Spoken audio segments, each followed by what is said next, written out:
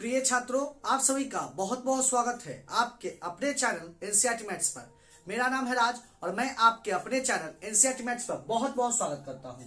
हम लोग कक्षा 10 एनसीईआरटी मैथ्स का सॉल्यूशन कर रहे थे। आज हम लोग अध्याय 8 प्रश्नावली 8.1 के प्रश्न संख्या 9 का सॉल्यूशन करेंगे। इससे पिछला वीडियो में हम लोग प्रश्न संख्या 1 से लेकर 8 तक का सॉल्यूशन कर लिए हैं। यदि आप वह वीडियो नहीं देखे हैं तो लिंक आपके डिस्क्रिप्शन में डाल दिया जाएगा, आप वह वीडियो जाके जरूर देखिएगा। तो बिना देरी किए वीडियो स्टार्ट करते हैं। वीडियो स्टार्ट करने से पहले यदि आप इस चैनल से पहली बार जुड़ रहे हैं, वीडियो पहली बार देख रहे हैं, तो चैनल को सब्सक्राइब कर ले और बेल आइकन को जरूर प्रेस कर ले, ताकि जब भी मैं नया वीडियो डालूं तो समय समय पर आपको नोटिफिकेशन के माध्यम से पता चलता रहे। तो चलिए वीडियो स्टार्ट करते हैं।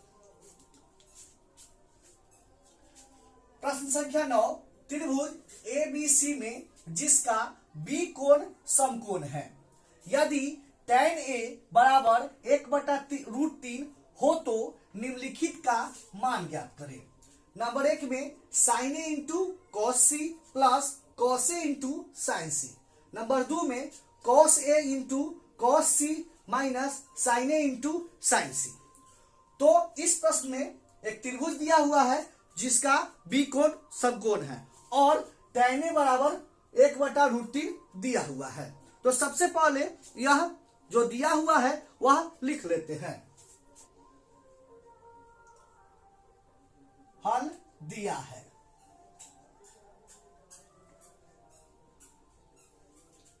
त्रिभुज ABC में B कोण समकोण है।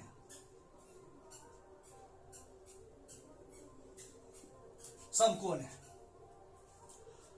और tan A बराबर 1/√3 दिया हुआ है। तो सबसे पहले त्रिभुज ABC दिया हुआ है जिसमें B कोण समकोण है, तो एक त्रिभुज ABC बना लेते हैं।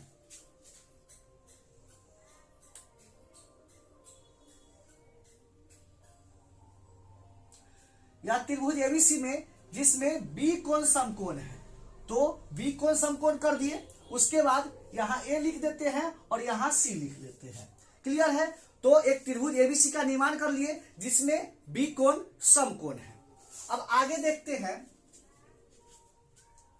tan A बराबर 1/√3 दिया हुआ है, तो हम tan का फॉर्मूला रखेंगे।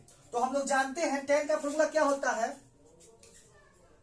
लाल बटा कक्का के माध्यम से आपको सब फॉर्मूला याद करा दिए थे। लाल बटा कक्का, यह पहला साइन का फॉर्मूला होता है, कॉस का, tan का, इसके जस्ट उल्टा कॉट का, सेक का और कॉसेक का। लाल बटा कक्का, एल से लंब, के से कर्ण और ए से आधार। यह साइन का फॉर्मूला होता है एल से लंब, लंब बटा कर्ण। कॉस का फॉर्मूला होता है आधार बटा कर्ण। tan का फॉर्मूला लंब बटा आधार। क्लियर है? कॉट का फॉर्मूला आधार बटा लंब, सेक का फॉर्मूला कर्ण बटा आधार और कॉसेक का फॉर्मूला कर्ण बटा लंब। यह सब फॉर्मूला आपको याद करवा दिए थे। इसका पूरा वीडियो बना के आपके चैनल पर डाल दिया गया है, लिंक आपके डिस्क्रिप्शन में उपलब्ध है। पूरा त्रिकोणमिति परिचय का एक वीडियो बना के आपके चैनल पर डाल दिया गया है, लिंक आपके डिस्क्रिप्शन में उपलब्ध है। सबसे पहले वह वीडियो जाके देखिए। क्लियर है? तो चलिए, tan A का फॉर्मूला क्या होता है, लंब बटा आधार। तो लंब बटा आधार इक्वल टू 1/√3। क्लियर है? तो अनुपात में बदलेंगे, लंब अनुपात आधार बराबर 1/√3। अब अनुपात हटाने के लिए k कांस्टेंट मान लेंगे। k माना तो लंब इक्वल टू कितना हो जाएगा, लंब इक्वल टू 1k और आधार कितना हो जाएगा, आधार इक्वल टू √3k। क्लियर है? कोई दिक्कत? कोई दिक्कत नहीं है। अब हम लोग कर्ण का मान ज्ञात कर लेते हैं। तो पाइथागोरस प्रमेय से पाइथागोरस प्रमेय से हम लोग जानते हैं कर्ण इक्वल टू होता है रूट अंडर लंब स्क्वायर जोड़ आधार स्क्वायर। तो लंब कितना है 1k का होल स्क्वायर प्लस आधार कितना है √3k का होल स्क्वायर। तो कितना हो जाएगा 1 का स्क्वायर 1k स्क्वायर प्लस √3 का स्क्वायर कीजिएगा तो √3 गुना √3। क्लियर है? √3 में √3 से गुणा करिएगा √9। √9 का वर्गमूल कितना होगा 3। तो कितना हो जाएगा 3k स्क्वायर। जोड़िएगा तो रूट अंडर 4k स्क्वायर। इसका वर्गमूल निकालिएगा तो 4 का वर्गमूल 2 और k स्क्वायर का वर्गमूल k। तो कितना हो जाएगा 2k। क्लियर है? तो कर्ण कितना हो गया 2k। कोई दिक्कत नहीं है। यहाँ पर लंब आधार कर्ण का मान ज्ञात कर लिए। अब इसको लिख लेते हैं। तो ध्यान से देखिएगा प्रश्न में tan a इक्वल टू 1/√3 दिया हुआ था। tan a मतलब थीटा कहां बन रहा था a पर। क्लियर है? थीटा कहां बन रहा है a पर। तो देखिए हम लोग जानते हैं यह समकोण त्रिभुज है। समकोण त्रिभुज 90 डिग्री। 90 डिग्री के सामने वाला जो भी होता है वह कर्ण होता है। क्लियर है? तो यह कर्ण होगा। तो कर्ण कितना आया है 2k। तो लिख लेते हैं कर्ण इक्वल टू 2k। क्लियर है? अब tan a दिया हुआ था तो थीटा कहां बन रहा है a पर। उसके सामने वाला लंब जहां थीटा बनता है उसके सामने वाला जो भी होता है वह लंब होता है। सामने वाला भुजा लंब। तो लंब कितना दिया हुआ है 1k। तो लिख लेते हैं 1k। और आधार कितना हो जाएगा बच गया जो आधार हो जाएगा। आधार कितना है √3k। क्लियर है? तो प्रश्न में tan a का मान दिया हुआ था उसी आधार पर हम लोग यह मान को रख दिए। अब हम लोग क्वेश्चन में जो कह रहा है उसका मान ज्ञात करेंगे। sin a into cos c plus cos a into sin c। और दूसरा नंबर में cos a into cos c minus sin a into sin c।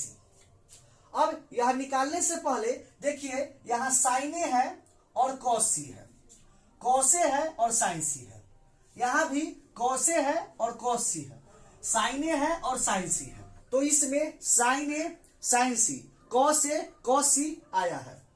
तो सबसे पहले हम क्या करते हैं sin a और sin c cos a और cos c का मान ज्ञात कर लेते हैं। उसके बाद हम पूरा क्वेश्चन बनाएंगे। क्लियर है?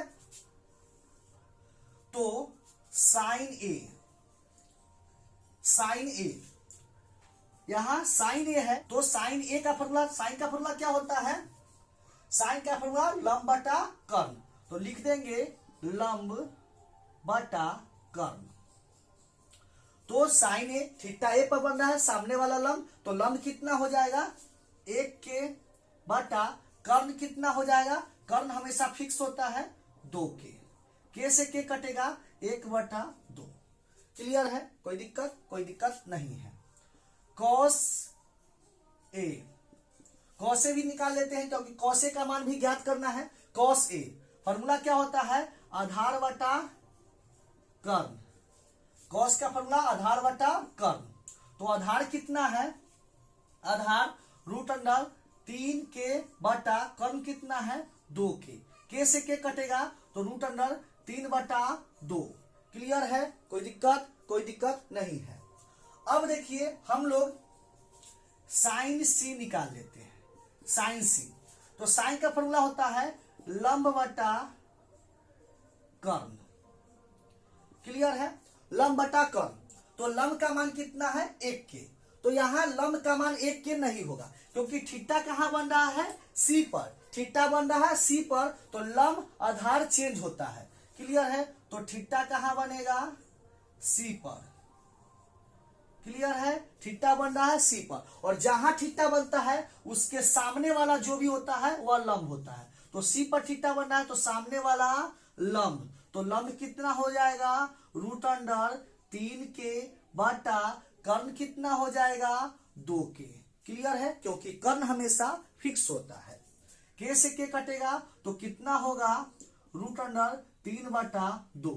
तो साइन सी का मान हो गया √3/2। अब हम लोग कॉस सी का मान ज्ञात कर लेते हैं।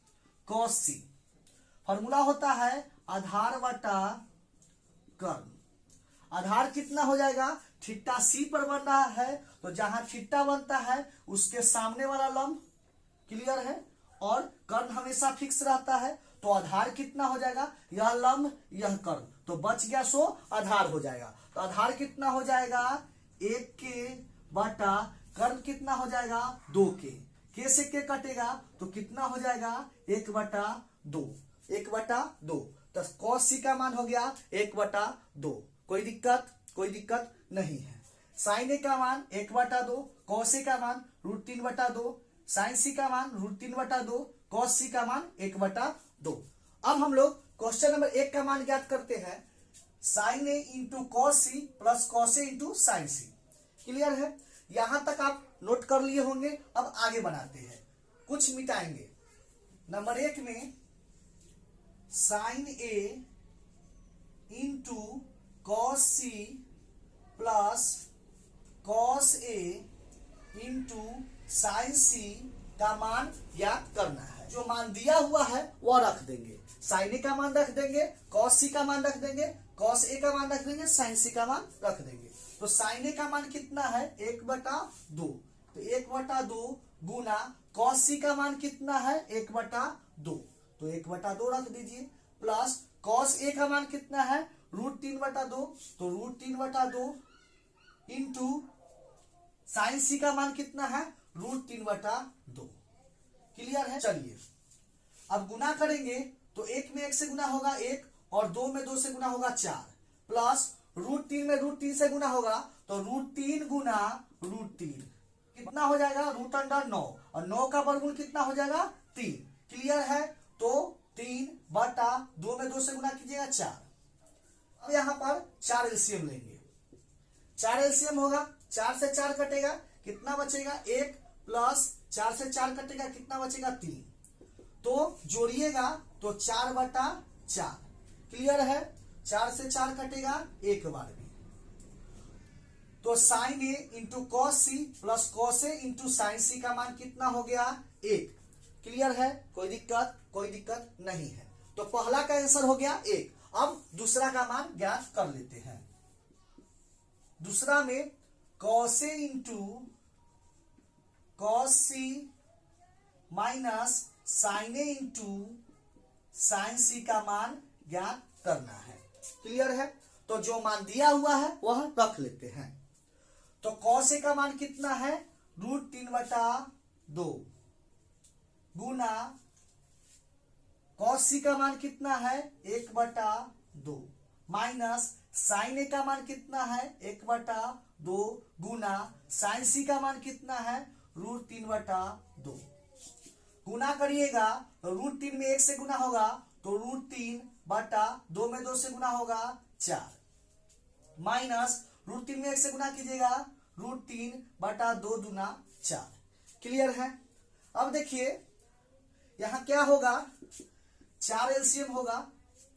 क्लियर है, 4 एलसीएम लेंगे तो √3 माइनस